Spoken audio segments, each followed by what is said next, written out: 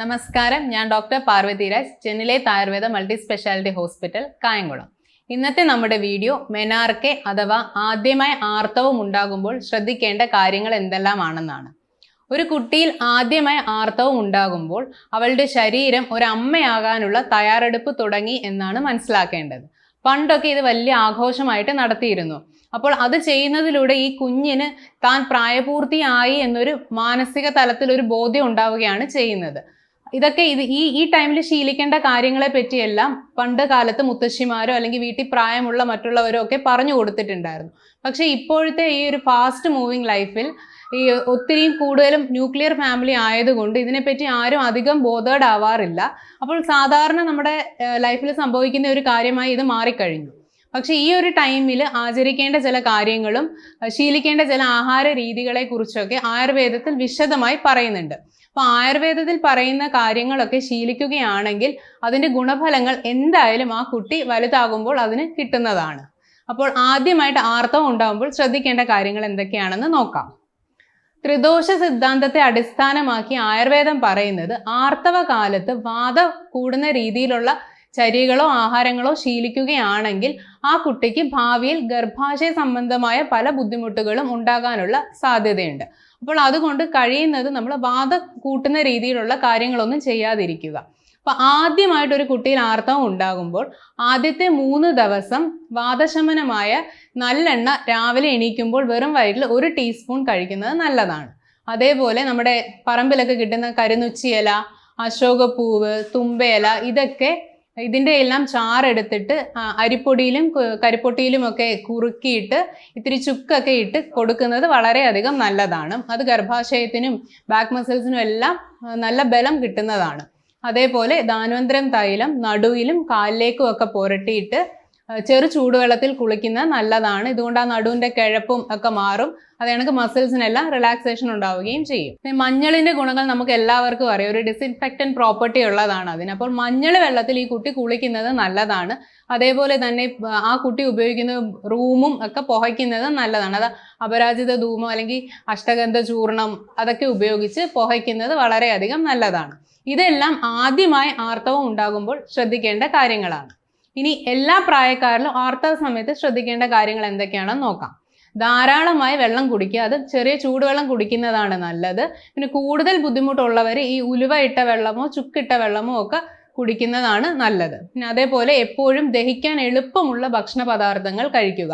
അതും അതാത് ദിവസം പാകം ചെയ്ത് ചെറു ചൂടോട് കൂടി കഴിക്കുന്നതാണ് നല്ലത്. പിന്നെ ഹോട്ട് ആൻഡ് സ്പൈസി ആയിട്ടുള്ള ഫുഡൊക്കെ ഒഴിവാക്കണം ഈ സമയത്ത്. കൂടുതൽ എരി പുളി അങ്ങനെയുള്ള കാര്യങ്ങൾ, പിന്നെ അതേപോലെ തന്നെ ബേക്കറി സാധനങ്ങൾ, ഫ്രൈഡ് റൈസ്, ബിരിയാണി ആ വക ടൈപ്പിലുള്ള ഫുഡുകളെല്ലാം ഒഴിവാക്കുന്നതാണ് നല്ലത്. ആവിയിൽ പുഴുങ്ങിയ പലഹാരങ്ങൾ കഴിക്കുന്നതാണ് നല്ലത്. അതായത് ഇഡ്ഡലി, ഇടിയപ്പം, കുഴക്കട്ട മുതലായവയൊക്കെ കഴിക്കുന്നത് നല്ലതാണ്. പിന്നെ ഈ ഒരു സമയത്ത് ബ്ലഡ് ലോസ് ഉണ്ടാവുന്നത് കൊണ്ട് അയൺ അടങ്ങിയിട്ടുള്ള ഭക്ഷണ പദാർത്ഥങ്ങൾ കൂടുതലായി ഡയറ്റിൽ ഉൾപ്പെടുത്താൻ ശ്രമിക്കുക.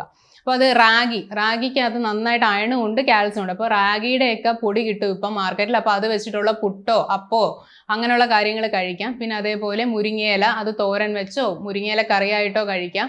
പിന്നെ ബീട്രൂട്ടും ക്യാരറ്റും എല്ലാം കഴിക്കുന്നത് നല്ലതാണ്. ഈ കൊച്ചു കുട്ടികൾക്ക് ഇതൊക്കെ കഴിക്കാൻ ഭയങ്കര മടിയായിരിക്കും. അപ്പോൾ അവർക്ക് ബീട്രൂട്ടൊക്കെ വേണമെങ്കിൽ ഇത്തിരി നീരെടുത്തിട്ട് അപ്പത്തിൻ്റെ മാവിലോ ദോശയുടെ മാവിലോ ഒക്കെ ആക്കിയിട്ട് ബീട്രൂട്ട് അപ്പമായിട്ട്, അപ്പോൾ അതൊരു പിങ്ക് കളർ അപ്പമായിട്ടൊക്കെ കിട്ടും. അപ്പോൾ അതൊക്കെ കൊടുക്കുന്നത് നല്ലതാണ്. പിന്നെ അതേപോലെ ക്യാരറ്റ് ചീകി പുട്ടിനകത്തിട്ട ക്യാരറ്റ് പുട്ട്, അപ്പോൾ അങ്ങനെ ഒരു വെറൈറ്റി ആയിട്ടുള്ള രീതിയിൽ ന്യൂട്രീഷ്യസ് ആയിട്ടുള്ള കാര്യങ്ങൾ കുഞ്ഞുങ്ങൾക്ക് കൊടുക്കാവുന്നതാണ്. പിന്നെ അതേപോലെ നെല്ലിക്കയുടെ ഗുണമൊക്കെ എല്ലാവർക്കും അറിയാവുന്നതാണ്. അപ്പോൾ നെല്ലിക്ക ജ്യൂസ് അടിച്ചു കൊടുക്കാം. അതേപോലെ തന്നെ നെല്ലിക്കയുടെ ചട്നിയൊക്കെ ആക്കി കൊടുക്കുന്ന വളരെയധികം നല്ലതാണ്. പിന്നെ നമ്മൾ ശീലിക്കാൻ പാടില്ലാത്ത കാര്യങ്ങളിൽ മെയിനായിട്ടുള്ളതാണ് ഫാസ്റ്റിംഗ്, അതായത് ഫുഡ് സ്കിപ്പ് ചെയ്യുന്നത്. അത് പല കുട്ടികൾക്കും എല്ലാവർക്കും ഉള്ള ഒരു ബുദ്ധിമുട്ടാണ്. ഈ ആ ടൈമിനുള്ള ബുദ്ധിമുട്ട് കാരണം വയറ് വേദന, വയറ് വീർപ്പ്, ഗ്യാസിൻ്റെ ബുദ്ധിമുട്ട്, ചില ആൾക്കാരിൽ ഛർദിൽ അങ്ങനെയൊക്കെ ഉള്ളത് കാരണം കഴിവതും ഇവർ ഫുഡ് സ്കിപ്പ് ചെയ്യും. അങ്ങനെ ഒരു കാരണം വെച്ചാലും ചെയ്യരുത്. കാരണം ഫുഡ് സ്കിപ്പ് ചെയ്യുന്നതിലൂടെ വീണ്ടും വാതപ്രകോപമൊക്കെ ഉണ്ടായിട്ട് വീണ്ടും ഭാവിയിൽ പല കോംപ്ലിക്കേഷൻ ഉണ്ടാവാനാണ് സാധ്യത. അതുകൊണ്ട് ചെറിയ ക്വാണ്ടിറ്റി ഫുഡ് പലപ്പോഴായിട്ട് എടുക്കുന്നതാണ് നല്ലത്. പിന്നെ അതേപോലെ എക്സസൈസ്, ചില ആൾക്കാർക്ക് ഒരു അഡിക്ഷനാണ് ഈ ഒരു ടൈമിൽ എക്സസൈസുകൾ ചെയ്യുക എന്നുള്ളത്. അപ്പോൾ അതേ കണക്ക് കൂടുതലായിട്ട് എക്സസൈസുകൾ ചെയ്യുകയാണെങ്കിലും വാദം കൂടിയിട്ട് എൻഡോമെട്രിയോസിസ് പോലെയുള്ള അസുഖങ്ങൾ ഭാവിയിൽ ഉണ്ടാകാനുള്ള സാധ്യതയുണ്ട്. അപ്പോൾ അതുകൊണ്ട് കഴിവതും എക്സസൈസ് ഒക്കെ പൂർണ്ണമായും ഒഴിവാക്കുന്നതാണ്, ആ ഒരു ബ്ലീഡിങ് ടൈമിൽ എക്സസൈസ് ഒഴിവാക്കുന്നതാണ് വളരെ നല്ലത്. പിന്നെ അതേപോലെയാണ് നാച്ചുറൽ ഏജസ് പിടിച്ചു വെക്കാതിരിക്കുക എന്ന് വെച്ചാൽ അത് കുട്ടികൾക്ക് ഉള്ള ഒരു ശീലമാണ്. എന്ന് വെച്ചാൽ അവർ സ്കൂളിൽ പോയി കഴിഞ്ഞാൽ പിന്നെ അവർ ടോയ്ലറ്റ് യൂസ് ചെയ്യാറേ ഇല്ല, മടി കാരണമാണ്. പിന്നെ അതേപോലെ ജോലിക്ക് പോകുന്ന സ്ത്രീകളായാലും ഈ ഒരു ടൈമിനൊക്കെ ഒരു കാരണം വെച്ചാലും അവരുടെ നാച്ചുറൽ ഏജസ് പിടിച്ചു വെക്കാൻ പാടില്ല. അങ്ങനെ ചെയ്യുന്നതിലൂടെയും വാദം കൂടിയിട്ടും പലതരം കോംപ്ലിക്കേഷൻസ് ഭാവിയിൽ ഉണ്ടാകാനുള്ള സാധ്യതയുണ്ട്. പിന്നെ അതേപോലെ ലേറ്റ് നൈറ്റ് ആയിട്ട് ഉറങ്ങാതിരിക്കുക, അത് മൊബൈലിൽ നോക്കിയിരിക്കുക അല്ലെങ്കിൽ ടി വി കണ്ടുകൊണ്ടിരിക്കുക, ഇങ്ങനെയുള്ള കാര്യങ്ങളെല്ലാം ചെയ്യുന്നതിലൂടെയും വാദം കൂടുകയും പലതരം അസുഖങ്ങൾ ഭാവിയിൽ ഉണ്ടാകാനുള്ള സാധ്യതയുണ്ട്. പിന്നെ ഈ ഒരു ടൈമിൽ എല്ലാവർക്കും അറിയാം ഒത്തിരി ഹോർമോണൽ ചേഞ്ചസ് ഒക്കെ നടക്കുന്നത് കൊണ്ട് അമിതമായിട്ടുള്ള സ്ട്രെസ്സ്, ആൻസൈറ്റി, പെട്ടെന്ന് ദേഷ്യം വരൽ, അങ്ങനെയുള്ള ഒത്തിരി പ്രശ്നങ്ങൾ പല സ്ത്രീകളും അനുഭവിക്കുന്നുണ്ട്. അപ്പം അങ്ങനെയുള്ളവർ ചെയ്യേണ്ട ഒരു കാര്യം എന്ന് വെച്ചാൽ മെഡിറ്റേഷനോ അല്ലെങ്കിൽ യോഗയോ ഒക്കെ ഡെയിലി ലൈഫിൻ്റെ ഒരു പാർട്ടാക്കി മാറ്റുക. അപ്പോൾ അതുകൊണ്ട് നമുക്ക് ഒരു പരിധി വരെ അതിനെയൊക്കെ നിയന്ത്രിക്കാനാകും.